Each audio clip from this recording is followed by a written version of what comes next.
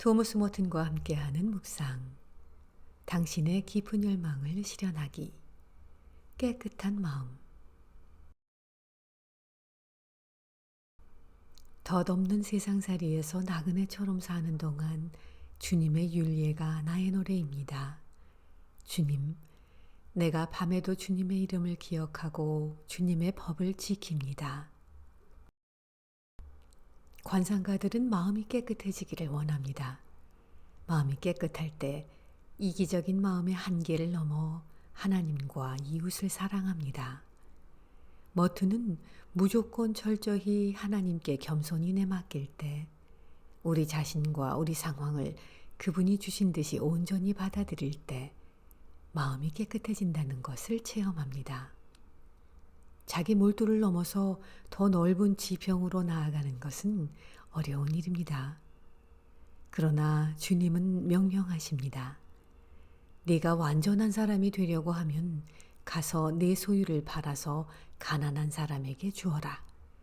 그리고 와서 나를 따라라. 겸손히 훈련하고 실패해도 또다시 일어나는 것이 깨끗한 마음을 얻는 가장 좋은 방법입니다. 인간됨의 목표로서 깨끗한 마음을 구하는 것과 사막의 안토니우스가 드린 오늘 나는 다시 시작합니다. 는 기도는 함께 갑니다.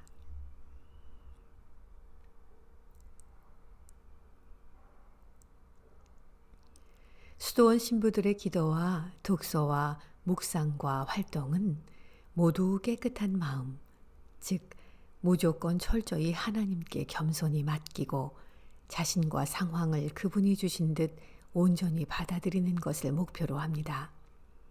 그것은 하나님의 뜻에 복종하기 위해서 자신에 대한 그릇된 이미지와 자기 능력에 대한 과장된 평가를 포기하는 것을 뜻합니다.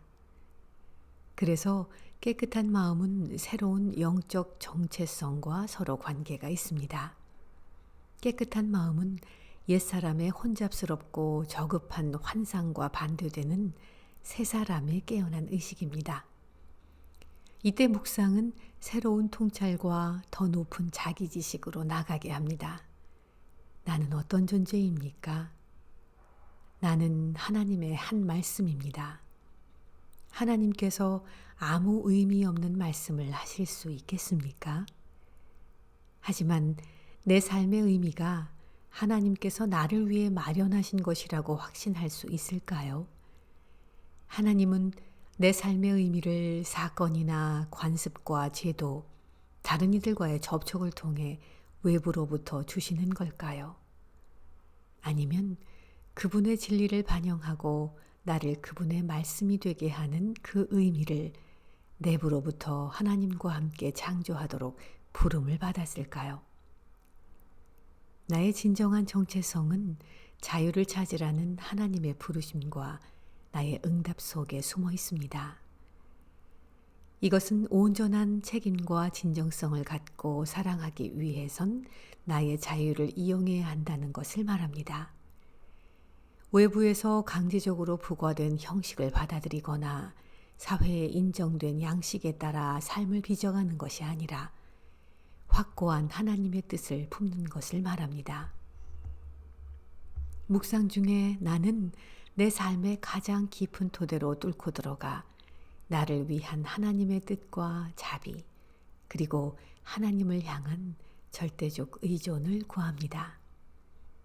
그러나 이러한 통찰은 진정해야 합니다. 내가 진정으로 살아내야 하는 어떤 것입니다. 사막에서 여러 해를 고투한 끝에 생겨난 나약함 또는 죄성에 관한 예리한 감각은 종종 거기서 살았던 거룩한 이들의 삶의 마지막에 드러나는 특징이었으며 겸손의 가장 분명한 표지로 여겼습니다.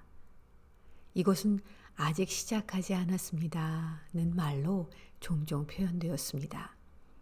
그러므로 자신의 지위를 초보자라고 자연스레 인정하는 것은 깊은 자기인식의 고백이며 자신 안에 하나님을 위한 자리를 내어드렸다는 증거입니다. 아이러니하게도 실제 초보자들은 처음 단계에 있다고 거의 말하지 않았는데 오히려 사막에서 긴 세월을 살았던 이들이나 가장 존경을 받던 이들이 그렇게 말했습니다. 존경받던 원로의 이 같은 말은 충격을 주었고 사람들을 화나게 했지만 동시에 이런 말을 털어놓은 사람 안에 겸손이 실제로 현존하고 있다는 사실을 증거했습니다. 수도사인 판보는 죽음이 가까워지자 자기의 삶과 이룬 모든 것을 돌아보았습니다. 나는 내 손으로 거둬들이지 않은 빵을 먹은 기억이 없고 현재까지 했던 말을 후회하지 않습니다. 그러나 아직 하나님을 섬기는 것을 시작하지도 못한 자로서 하나님께 갑니다. 수도사인 시소스는 죽음이 다가오자 주변에 있는 사람들에게 죽기 전에 작은 속죄 하나를 하고 싶다고 했습니다.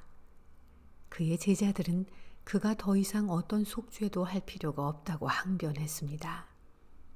그러나 시소스는 다음과 같이 대답할 뿐이었습니다.